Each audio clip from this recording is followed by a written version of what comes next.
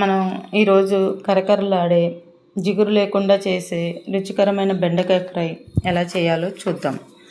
ఈ వీడియోలో చాలా సులభంగా తక్కువ పదార్థాలతో హోటల్ స్టైల్ బెండకాయ ఫ్రై ఎలా చేయాలో చూద్దాం. ముందుగా కళాయి పెట్టి కళాయి వేడెక్కాక 2 టేబుల్ స్పూన్ల ఆయిల్ వేసి పల్లీలను వేయించాలి.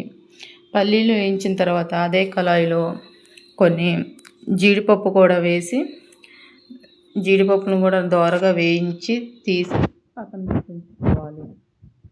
ఆ తర్వాత అదే కళాయిలో కొన్ని తాలింపు దినుసులను వేసి వేయించాలి.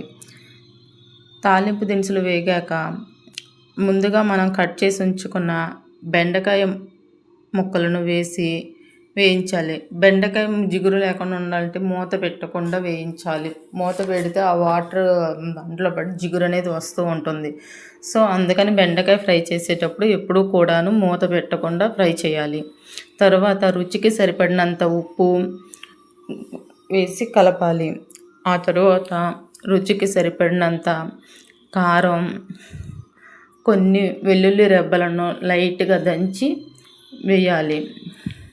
ఆ తర్వాత ముందుగా మనం వేయించి పక్కన పెట్టుకున్న పల్లీలను, జీడిపప్పులను కూడా వేసి కలిపి ఒక 2 నిమిషాలు ఫ్రై చేయాలి.